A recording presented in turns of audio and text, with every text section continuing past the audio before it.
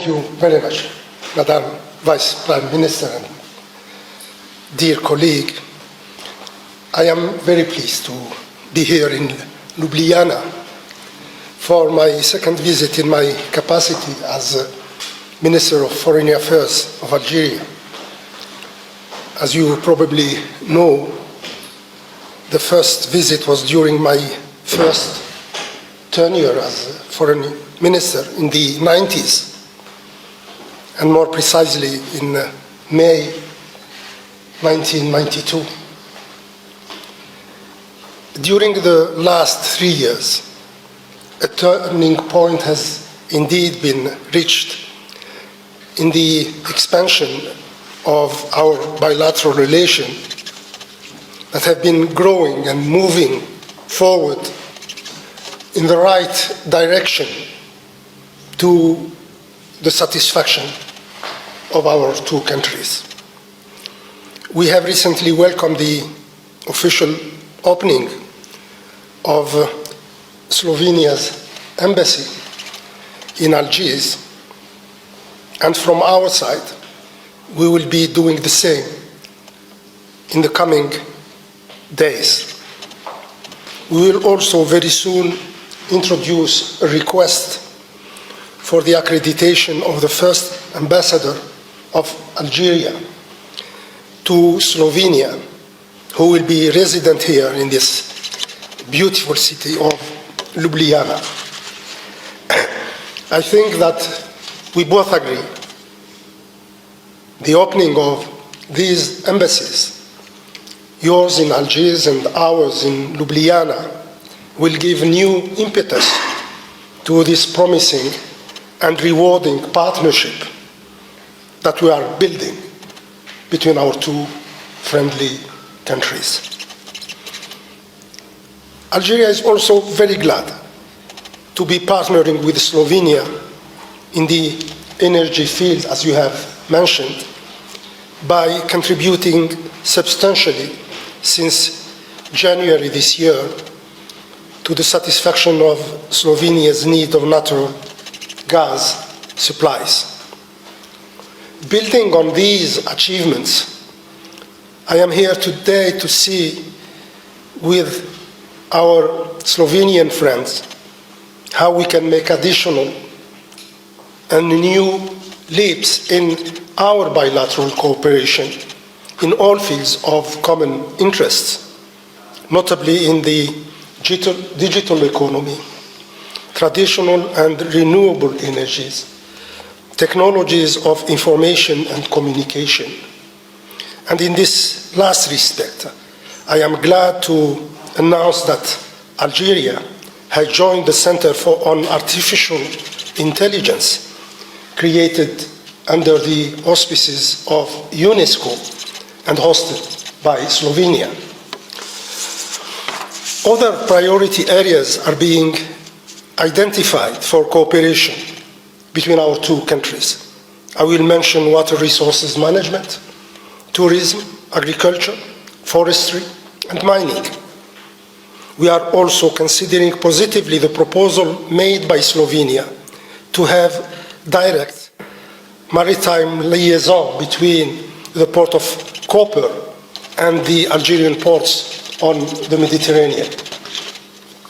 This is also an opportunity to continue to work towards strengthening the legal and structural framework of our bilateral cooperation, notably through enacting the Joint Commission on Economic Cooperation while finalizing pending agreements such as the one concerning the establishment of a joint business council. I am here also to discuss with our Slovenian friends the possibility of taking advantage together of the entry into force of the African Free Trade Zone to promote triangular trade with Africa. Slovenia is a well-known trading and especially exporting nation, and Algeria enjoys an important role in Africa. So by putting together these two potentials, we can succeed in promoting this idea of triangular trade. My visit has also to do with the fact that our two countries are getting ready to assume their responsibilities as non-permanent members of the UN Security Council starting from January next year. I am glad that we have supported each other during the elections, that we have coordinated well so far, and that we are committed to working together to bring an added value to the Council's work amidst the current challenging times. Our task is certainly not an easy one, given the state of paralysis in which, unfortunately, the Security Council has been plunged in the face of mounting threats to international peace and security. And in this regard, the world is witnessing helplessly nowadays in Palestine an evolving tragedy and an increasing violent conflicts waging in many African countries, particularly in the Sahelo-Saharan region. And those are concrete examples of the Council's inaction and ineffectiveness. The position of Slovenia on the situations prevailing in the Middle East and the Sahel region is highly appreciated in our part of the world. Obviously, the Security Council is not rising up to the hopes placed in it by our nations and peoples, hopes to uphold its responsibilities in maintaining peace and security, hopes to correct blatant breaches to international law, and hopes to make the collective security system work to the advantage of all, without selectivity, without discrimination, and without exclusion.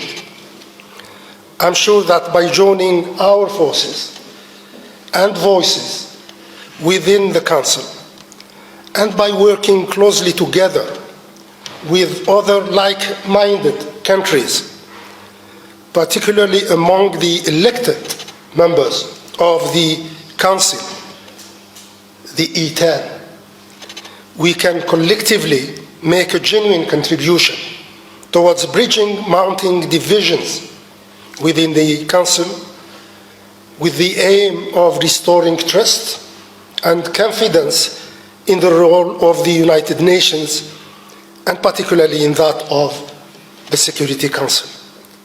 I look wholeheartedly forward to continuing the rich, candid, and fruitful discussions we have started yesterday evening, and I take this opportunity to thank you warmly once again